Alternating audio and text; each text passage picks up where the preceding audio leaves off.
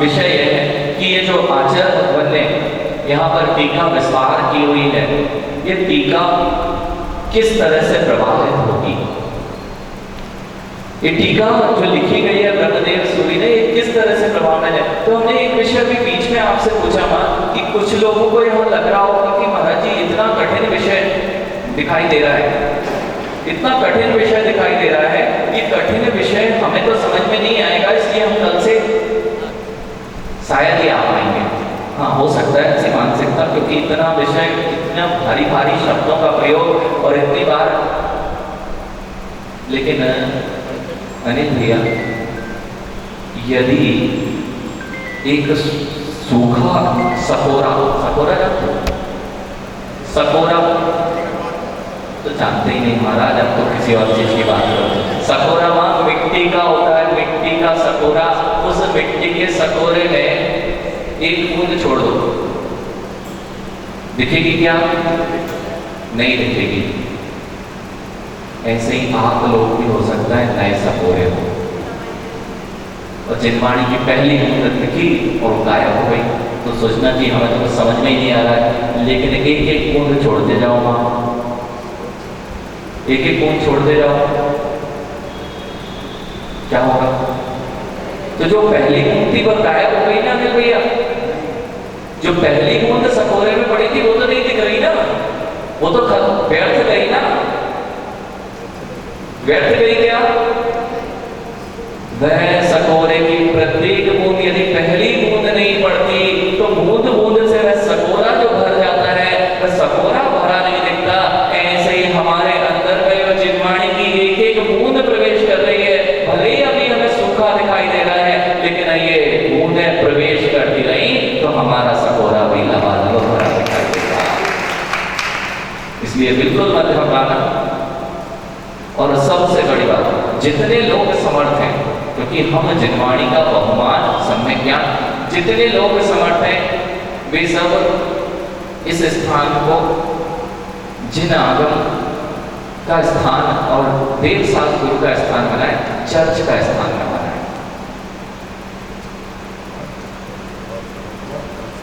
समझ रहे हैं? यदि आप समर्थ हैं और जिनवाणी का बहुमान करना चाहते हैं तो सामने आपके जिनवाणी पीठ हो और नाभि से ऊपर आपकी जिनवाणी हो, और बहुमान से जब भी यहाँ स्वाध्याय होता है कुमार भैया, ऐसे नहीं उठाए और बैठ गए स्टूलों पे, कोई अन्य स्थान के तो नहीं है। यहाँ जिनवाणी को बहुमान से सिर पर विराजमान करके, और जब लाया जाता है, जब पूरी सभा खड़ी हो जाती है, तब लगता है कि हम कुछ जिनेंद्र तो भगवान की देशना का श्रवण करने जा रहे हैं। इसलिए तो टेबल कुर्सी की जो व्यवस्था है, पहले कुर्सी नहीं होती थी, अब और बढ़ती जा रही है। ये विषय को आपको समझना बहुत आवश्यक है। हम कहीं इस राग में ये बहुत अच्छी सुविधाएं हैं, धर्म से तो दूर नहीं जा रहे, कि पंचेंद्रियों के विषयों की ओर तो नहीं बढ़ रहे। इसलिए आज जैसे जिनकी असमर्था है वे प्रयोग करें, कोई बात नहीं, लेकिन जो समर्थ हैं उनको यह बोध होना चाहिए कि अपने वीर अंतराय कर्म का चौसम वैसे ही कम है। इसलिए ये सब काम नहीं कर रहे हैं, घुटने काम नहीं कर रहे हैं, पीठ काम नहीं कर रही है, और यहाँ पर पैर लटका के अगर जिनवाणी का वाचन सुनेंगे, करेंगे, तो वीर अंतराय कर्म बनने वाला है। देखो, प्रैक्टिकल प्रायोगिक विधि से स्वाध्याय करोगे तो स्वाध्याय का फल प्राप्त होगा। और सम्यक ज्ञान के 8 अंगों में बहुमानाचार, उद्धानाचार आदि, निन्नवाचार आदि का पालन नहीं कर पा रहे हैं और स्वाध्याय कर रहे हैं, तो नियम से असमाधि होगी। ये हम नहीं कह रहे हैं, ऐसा आचार्य भगवंतों ने लिखा है। वहीं पे इस पे रख लिया जिनवाणी। देखो, यहाँ पर ध्यान रखना सुखमल भैया, बड़े बड़े पंडितों की असमाधि हुई क्योंकि उन्होंने कालाचार, विनयाचार, बहुमानाचार, उद्धानाचार आदि का ध्यान नहीं रखा। जब जिनवाणी पढ़ना चाहिए तब जिनवाणी नहीं पढ़ना चाहिए, तब जिनवाणी पढ़ रहे हो, आपकी नियम से असमाधि होगी। आचार्य भगवंतों को भी, मुनि राजाओं को स्पष्ट निर्देश है कालाचार का ध्यान रखना, सिद्धांत ग्रंथों के पठन पाठन में। इसलिए जिनवाणी का जितना बहुमान करेंगे, वेद शास्त्र गुरु का जितनी बहुमान आएगी, उतना आपके कर्मों का क्षय होने वाला है। और वही आपको बहुमान आदि ही आपको इस सम्यक दर्शन में कहें या रत्नत्रय की आराधना के आराधक जो हैं उनकी जितनी सेवा की जाएगी, उतना तीव्रता से रत्नत्रय प्राप्ति आपको हो सकती है। विशुद्धि उनकी बनती है जिनकी बाह्य क्रियाएं विशुद्ध होती हैं। देखो बहुत ऐसे गंभीर विषय खुलने वाले सुषमा भैया इनमें। आपको लग रहा है कि अभी हमने एक पंक्ति बोली है, अगर इस पर विस्तार किया जाए तो घंटों घंटों इस पंक्ति पर विस्तार हो सकता है। विशुद्धि से बाह्य क्रिया नहीं होती, बाह्य क्रिया से विशुद्धि बनती है। और अगर ऐसा नहीं मानोगे कि बाह्य से कुछ नहीं होता है, पहले अंतरंग में होता है तब हम मुनि बनेंगे। पहले अंतरंग में जब हमारे विशुद्धि बन जाएगी तब अपने आप सब कुछ बाहर का छूट जाएगा। सत्य ना? आपने तो ऐसे ही शुद्ध करे, ऐसा नहीं सुना कि जब समय आएगा जब मेरी विशुद्धि बनेगी तो सब अपने आप छूट जाएगा, मैं मुनि बन जाऊंगा, मैं हानिका बन जाऊंगा। सत्य ना? ऐसा यदि मानते राजीव भैया, देखो यहाँ पर बहुत विषय गंभीर चल रहा है। जो ये विषय मानते हैं कि जब मेरे अंतरंग में कषाय कम हो जाएंगे, जब आत्म शुद्धि बनेगी तो बाहर में सब कुछ छूट जाएगा। तो पहले विशुद्धि बन जाती है और फिर बाह्य क्रिया होती है। सत्य ना?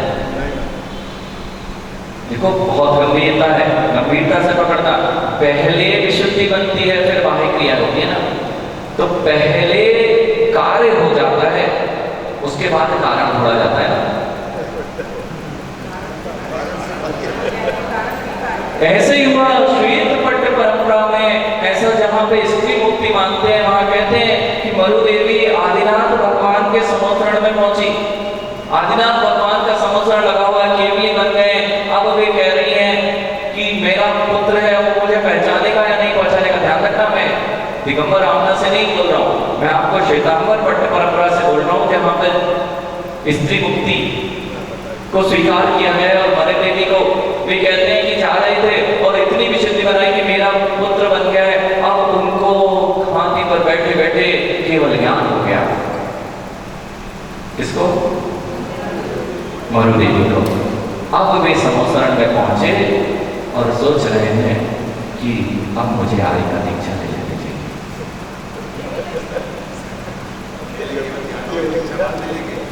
कार्य पहले हो चुका है, आर्य का दीक्षा क्यों लेनी थी, मुनि दीक्षा क्यों लेनी थी?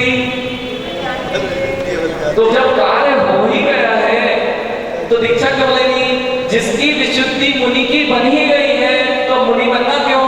इसलिए मैंने कहा पहले विशुद्धि नहीं बनती, पहले बाह्य की क्रिया, पहले दिगंबरत्व आता है, पहले केशलौच होता है, उसके बाद जब संस्कार की विधि होती है उस समय जीव के परिणाम, जो परिणाम जिस जीव ने निर्णय कर लिया है राजीव भैया, ब्रह्मचारी पद सातम प्रतिमाधारी हो चुका है और बस कल उसकी सुबह दीक्षा होने वाली है, उसके परिणामों से मिलो कितने शुद्ध परिणाम होंगे। जो दीक्षा के लिए तैयार बैठा हुआ है कितनी विशुद्धि होती होगी, अनंत भवों की विशुद्धि उसके साथ में जब वो परिणाम दीक्षा लेने के होते हैं, फिर भी उसके परिणाम पंचम गुण स्थान के ही रहेंगे। जब तक दिगंबरत्व नहीं आता, जब तक केशलौच और संस्कार विधि जैसे ही होती है, उसके बाद ही जीव की विशुद्धि पंचम से सप्तम गुण स्थान वाली बनती है। अन्यथा कितने ही कपड़े में मुनि बने रहना, कितने भी कपड़े में मुनि बने रहना, पंचम गुण स्थान से ऊपर तुम्हारा स्थान नहीं। और जो अपने आप को कपड़ेधारी मुनि कहें, वे अभी अपने सम्यक पर विचार करें, वे अपने सम्यक पर विचार करें। क्योंकि सम्यक पे विचार करना इसलिए कह रहे हैं क्योंकि जिनेंद्र भगवान इस बात को स्वीकार नहीं करते कि हम कपड़े में और उस विशुद्धि को बना पाए जो सप्तम और छठे गुण स्थान वाली जीव की होती है। इसलिए मैंने कहा जितनी शुद्ध क्रिया होगी उतनी विशुद्धि होगी। जितनी शुद्ध क्रिया होगी उतनी विशुद्धि होगी। हर विषय में यह आपको लगाना है, बाह्य क्रियाएं आपकी अंतरंग की विशुद्धि का कारण बनती हैं। 12 तत्व में 6 बाह्य तत्व हैं और 6 अंतरंग तत्व कहे हैं, तो 6 बाह्य तत्वों की तो आवश्यकता ही नहीं है ना। आत्म विशुद्धि से मोक्ष होता है, आत्म विशुद्धि से रत्नात्रय धर्म होता है, आत्मा का गुण रत्नात्रय धर्म है। कहां पे है कहा कि अनशन से विशुद्धि बनती है, एकासन से, व्रत परिसंख्यान से, 6 तत्वों से तो मिलना ही नहीं चाहिए। तो बाह्य की क्रियाएं सत्य है भैया, बाह्य की क्रियाएं ना। जब बाह्य की क्रियाएं हैं तो जिनेंद्र भगवान को ज्ञान नहीं था, इसलिए उन्होंने इन्हें 6 तत्व में रख दिया। और हमारे ज्ञानियों को ज्ञान हो गया कि ये सब क्रियाएं आश्रव का कारण है। ये क्रियाएं आश्रव का कारण है कि जिनेंद्र भगवान ने निर्जरा और संवर का कारण कहा है। तब को क्या कहा, तपसा निर्जरा चा, और हर चीज को यदि हम आश्रव का कारण बना बैठे, तब को भी, महाव्रतों की क्रियाओं को भी यदि आश्रव का कारण बना बैठे, तो अभी आपको सम्यक दर्शन पे विचार करना आवश्यक है।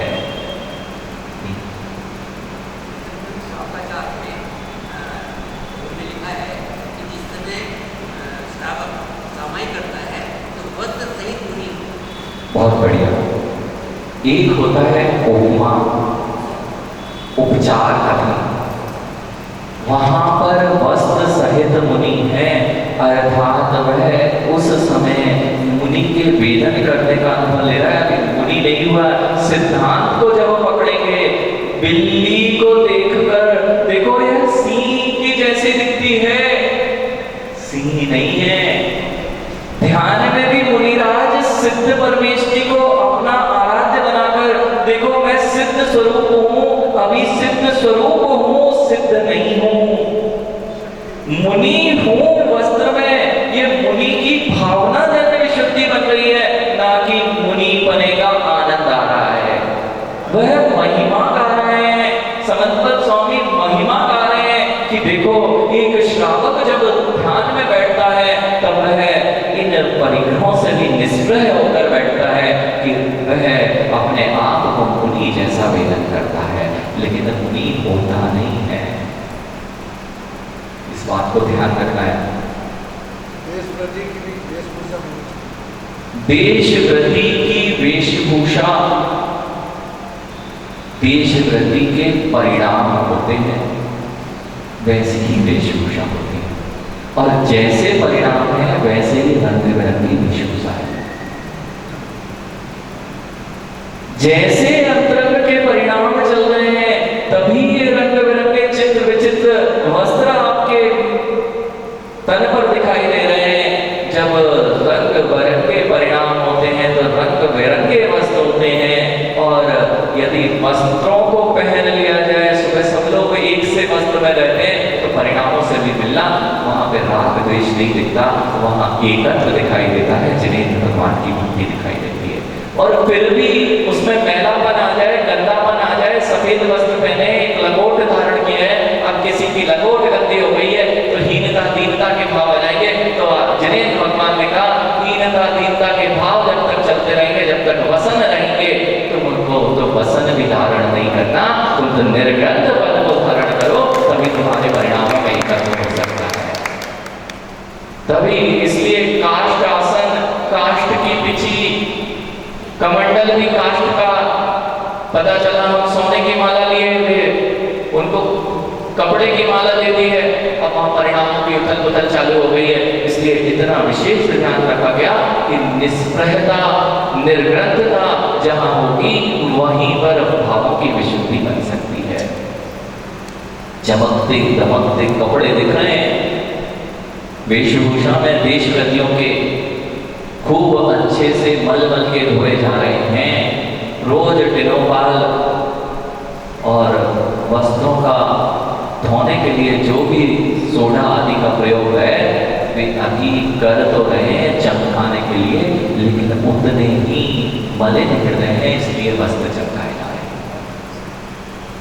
क्योंकि जीव की दया नहीं दिख रही है, चमक दिख रही है। चमक अंतरंग की होती तो जीवों पर दया दिखती। समय आपका हो गया है, क्योंकि अब इसके बाद में रोज का यही रहेगा 3:30 बजे से, बिल्कुल 3:30 से, जैसे आज 3:30 पे हम आ गए थे।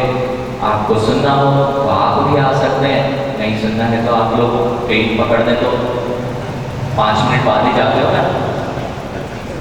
नहीं, स्टेशन पे ट्रेन पकड़ने तो भैया कब जाते हैं? 7 बजे की है तो 7:05 पे पहुंचते हैं ना, नहीं पहुंचते, छूट जाएगी, इसलिए 7 पे पहुंचते हो कि 5 मिनट पहले पहुंचा। तो जिन जिन को ट्रेन पकड़ने को वे 3:30 बजे बोले तो 3:35 पे आएंगे, हो सकता है ट्रेन छूट जाए राजीव भैया। हाँ, जो विषय प्रथम पंक्ति में लिया जाता है वही विषय आपको पूरी कक्षा में वही विषय का व्याख्यान चलता है। इसलिए जिन जिन को अपनी मोक्ष मार्ग की गाड़ियों को थोड़ा संभाल के रखना है, वे समय पर आए। 3:30 से 4:15 अभी फिर से महाराज जी की क्लास यहाँ पर महाराज जी आ ही रहे होंगे। 1-2 जन समय रहते हुए पहले ही चले जाए निवेदन करने के लिए। वहाँ से महाराज जी को 1 जन रोज का एक क्रम बना ले कि 1 जन यहाँ से 4:10 पे लगभग वहाँ जाए और मुनिराज से निवेदन कर ले, जिससे वे आपको आगे की कक्षा 4:15 से जो मुनिराज लेने वाले हैं वह यहाँ पर प्रारंभ हो सके। तो आज आपने देखो, अभी मैं केवल भूमिका आपको बता रहा हूँ कि ये द्रव्य संग्रह क्या महानता है इस ग्रंथ की और क्या क्या हम इसमें जानने वाले हैं।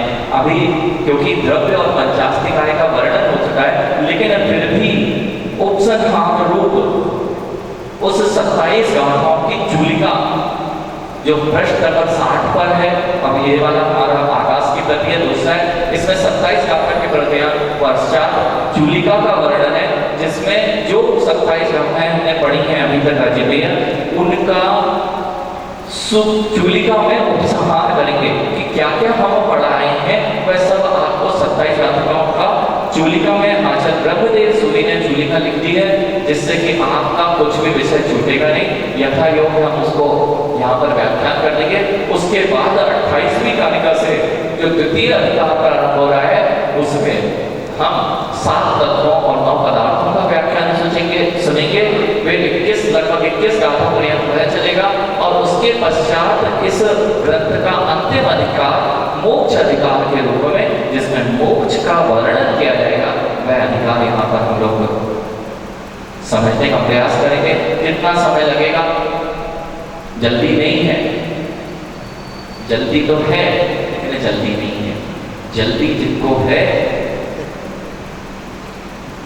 जल्दी जिनको है घर जाने की कि मोक्ष जाने की, जिनको मोक्ष जाने की जल्दी है वे जल्दी जल्दी ना करें, और जिनको घर जाने की जल्दी है तो फिर जैसा भी समय होगा, समय रहते हुए अपन समझने को, इन सबको समझने का प्रयास करेंगे। इन्हीं मंगल भावनाओं के साथ बोलिए आचार्य विशुद्ध सरस्वती महामुनिराज की। समस्त सागर